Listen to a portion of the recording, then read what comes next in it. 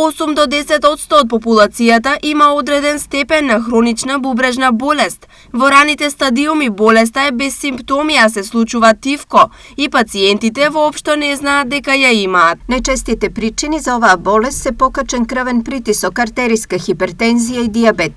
Со нивно навремено и правилно лекување ќе спречиме развој на хронична бубрежна болест, вели директорката на клиниката за нефрологија Ирена Рамбабова-Бушлетич.